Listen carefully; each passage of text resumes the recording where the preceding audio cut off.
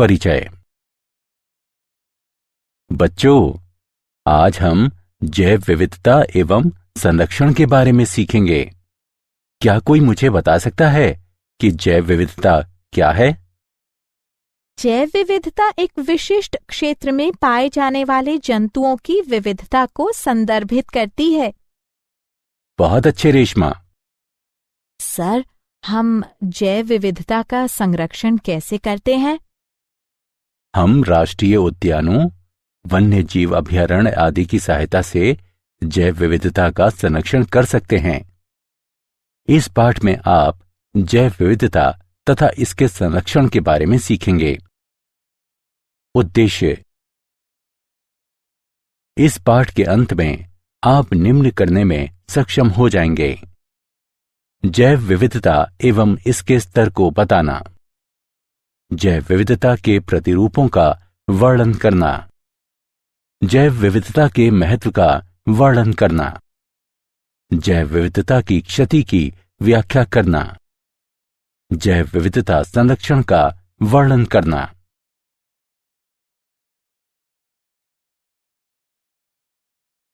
जैव विविधता। जैव विविधता को दिए गए समय में दिए गए स्थान पर विभिन्न प्रकार के जीवों की विस्तृत श्रृंखला के अस्तित्व के रूप में परिभाषित किया गया है। जैव विविधता में 3 सोपानिक स्तर शामिल हैं: आनुवंशिक विविधता, जातीय विविधता और पारिस्थितिकीय विविधता।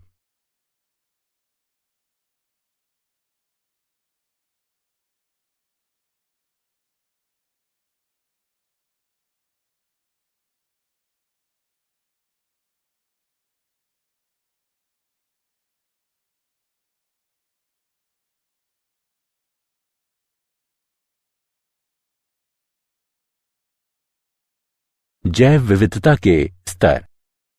आनुवंशिक विविधता। एक जाति के भीतर मौजूद आनुवंशिक भिन्नता आनुवंशिक विविधता कहलाती है। आनुवंशिक भिन्नता अलील में, पूरे जीन में या गुणसूत्रीय संरचना में हो सकती है। जातीय विविधता। जातीय विविधता के 2 महत्वपूर्ण मापदंड हैं। जाति प्रचुरता।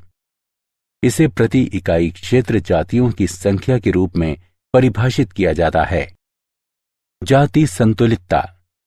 ये सापेक्ष प्रचुरता को संदर्भित करती है, जिसके साथ प्रत्येक जाति को एक क्षेत्र में दर्शाया जाता है।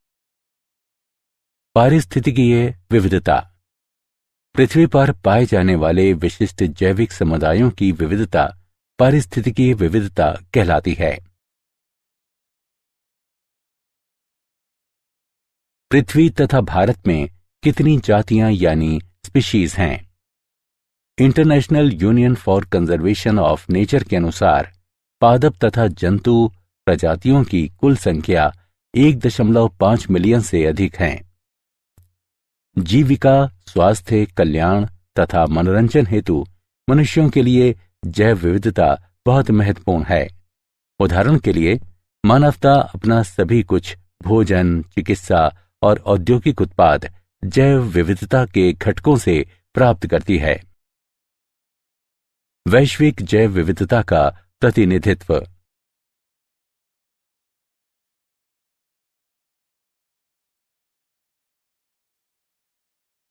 भारत में जैव विविधता। संसार के 12 महाजैव विविधता वाले देशों में भारत भी एक है। भारत का भूमि क्षेत्र केवल विश्व का केवल 2.4% है। इसकी वैश्विक जातीय विविधता 8.1% है।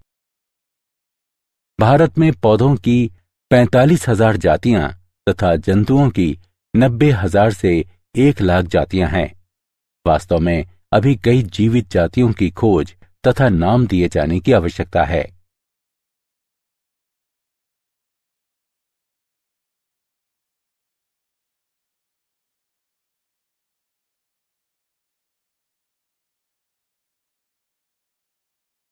जैव विविधता के प्रतिरूप। अक्षांशीय प्रवणता।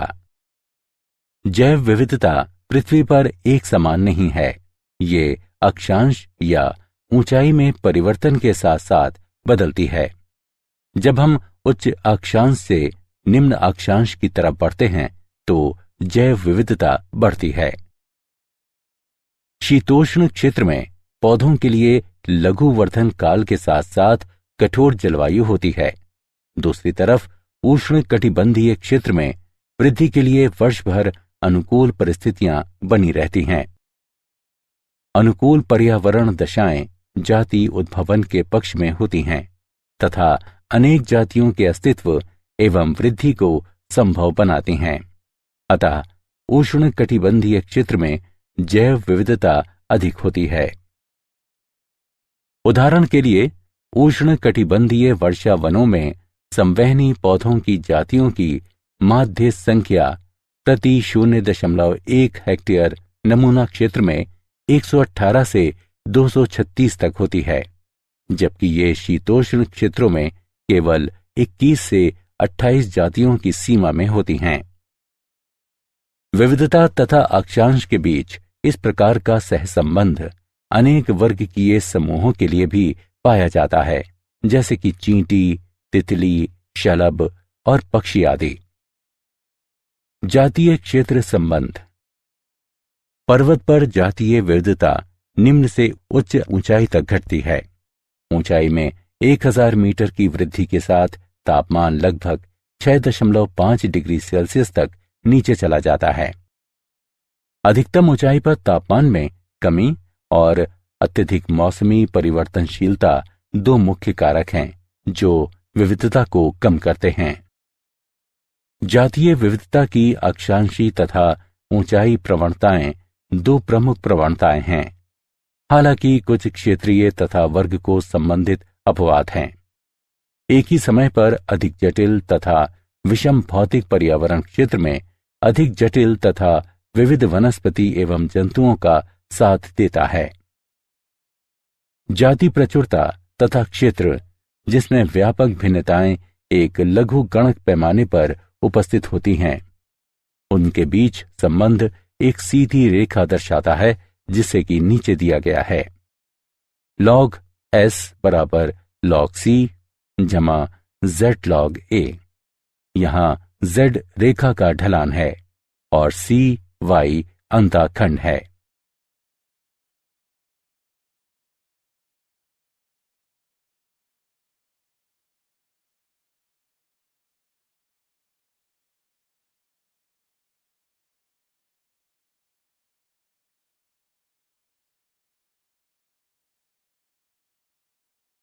पारितंत्र के लिए जातीय विविधता का महत्व।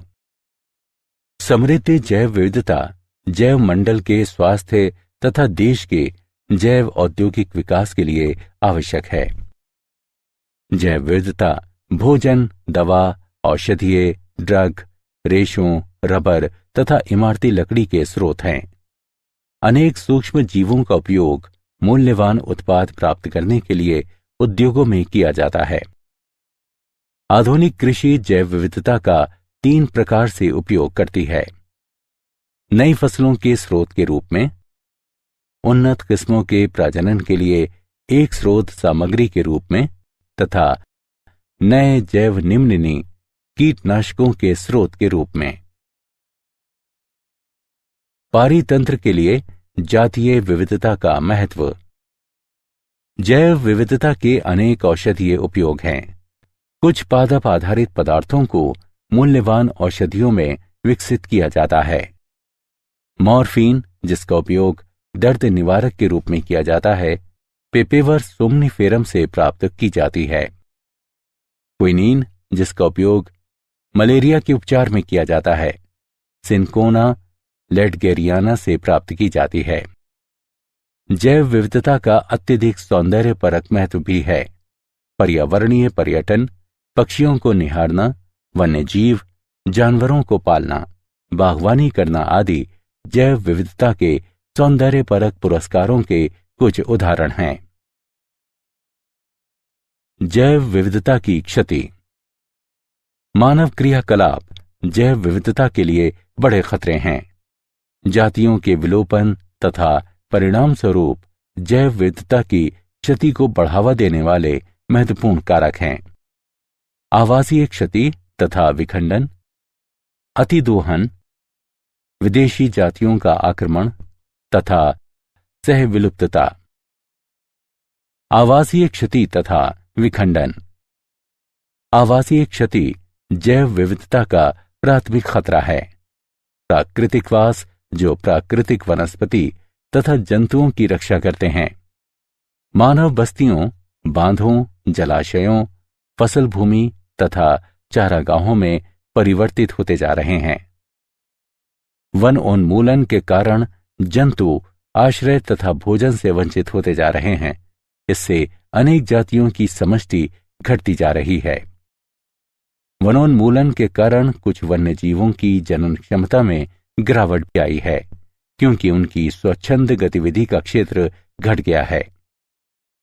प्रवासी जंतु भी वनोन्मूलन से प्रभावित होते हैं, क्योंकि उनके मार्गों में बाधा आ जाती है। आवास खंडन एक पारिस्थितिकीय प्रक्रिया है, जिसमें आवास का एक बड़ा टुकड़ा आवास के छोटे छोटे खंडों में विभक्त कर दिया जाता है। प्रायः इस प्रक्रिया का कारण मानव क्रियाकलाप हैं। अतिदोहन। जातियों का अतिदोहन आनुवंशिक विविधता की क्षति तथा पारस्परिक प्रभाव वाली जातियों की व्यष्टि तथा समूह दोनों की जातीय प्रचुरता में क्षति का कारण है। अतिदोहन में अत्यधिक मछलियों का शिकार करना तथा अधिक फसल काटना शामिल हो सकते हैं।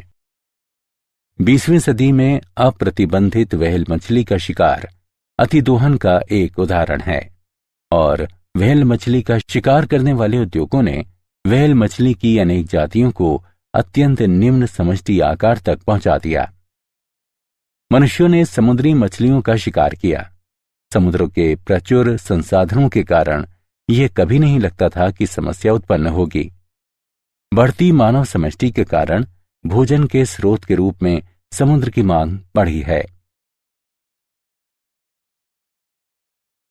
विदेशी जातियों का आक्रमण। बाहरी जातियां जिन्हें उस स्थान पर लाया जाता है जहां वे पहले नहीं रहती थीं, आक्रामक जातियां कहलाती हैं।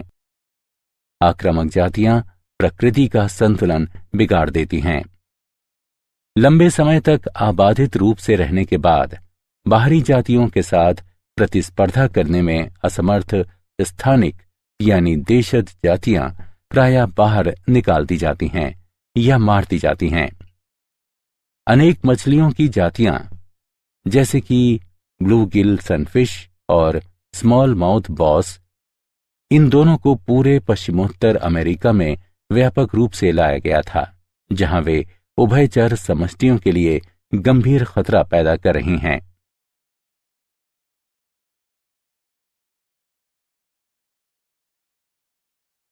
सहविलुप्तता।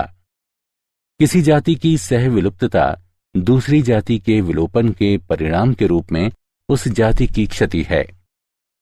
उदाहरण के लिए, जब एक पोषक मछली विलुप्त हो जाती है तो उस मछली पर रहने वाले सभी सूक्ष्मजीव भी विलुप्त हो जाते हैं।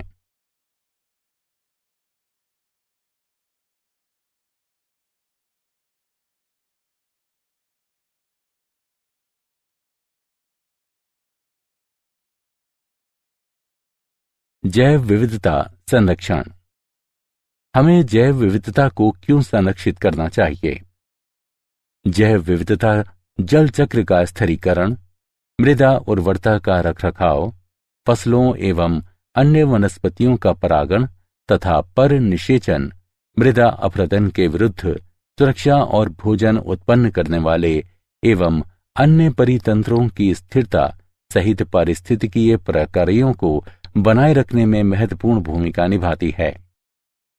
जैविक विविधता का संरक्षण खाद्य श्रृंखला के अस्तित्व को बनाए रखने के लिए महत्वपूर्ण पारिस्थितिकीय विविधता के संरक्षण को बढ़ावा देती है। ये कई सौ मिलियन लोगों की आजीविका, संस्कृति और अर्थव्यवस्था के लिए आधार प्रदान करती है। यह कृषि के सतत उन्नयन तथा वैज्ञानिक एवं औद्योगिक क्षेत्रों में महत्वपूर्ण खोजों के लिए आनुवंशिक आधार भी प्रदान करती है।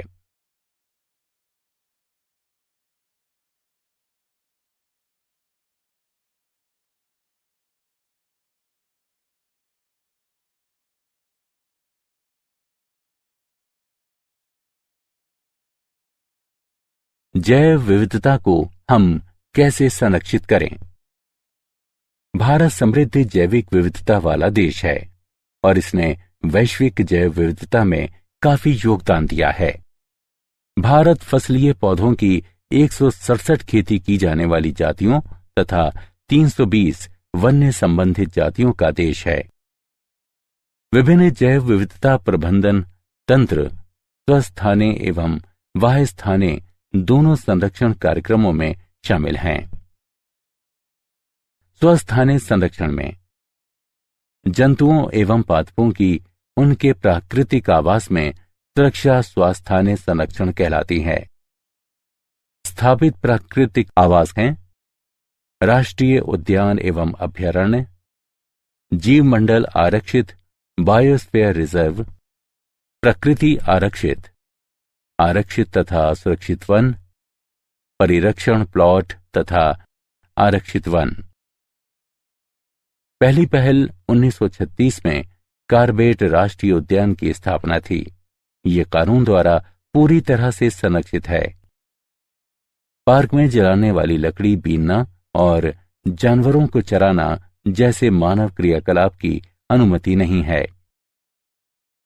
अभयारण्य भी संरक्षित हैं, लेकिन इनमें कुछ मानव क्रियाकलापों की अनुमति दी गई है। स्वस्थाने संरक्षण जीव मंडल रिजर्व संरक्षित क्षेत्रों की एक अन्य श्रेणी है। उस बड़े क्षेत्र को जीव मंडल रिजर्व घोषित किया जाता है जहां वन्य जीवों की सुरक्षा की जाती है, लेकिन रिजर्व के भीतर स्थानीय समुदायों को रहने और पारंपरिक गतिविधियां करने की अनुमति होती है। भारत सरकार ने 7 जीव मंडल रिजर्व स्थापित किए हैं। नोकरेक, नीलगिरी, नमदाफा, नंदा देवी, सुंदरवन, ग्रेट निकोबार तथा मन्नार की खाड़ी।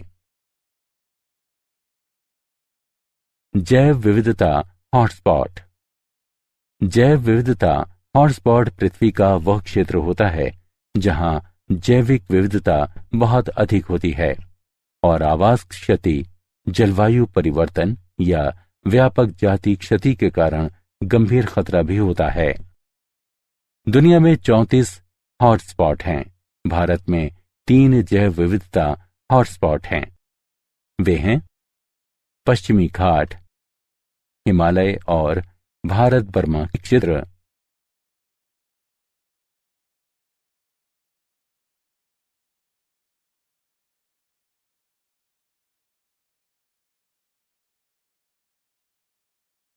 वाह्यस्थाने संरक्षण पादप एवं जंतुओं के वाह्यस्थाने संरक्षण में उनके प्राकृतिक आवास से अलग एक विशेष स्थान पर उनकी सुरक्षा करना शामिल है। उदाहरण के लिए जंतु उद्यान, वनस्पति उद्यान। फसलों, जंतुओं, पक्षियों एवं मछली प्रजातियों के सभी आनुवंशिक पदार्थों को national bureau of plant genetic resources नई दिल्ली तथा national bureau of animal genetic resources आदि के द्वारा संग्रहित एवं संरक्षित किया जाता है।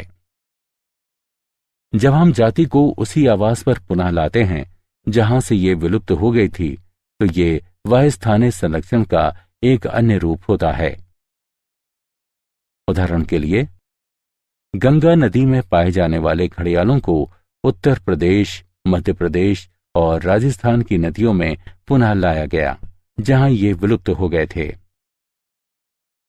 क्या आप जानते हैं, हमारे माननीय प्रधानमंत्री श्री मनमोहन सिंह ने द हैदराबाद प्लेज की शुरुआत की और कहा कि उनकी सरकार भारत में जैव विविधता संरक्षण हेतु संस्थागत तंत्र को मजबूत बनाने के लिए $50 मिलियन का अनुदान देने का निर्णय लिया है।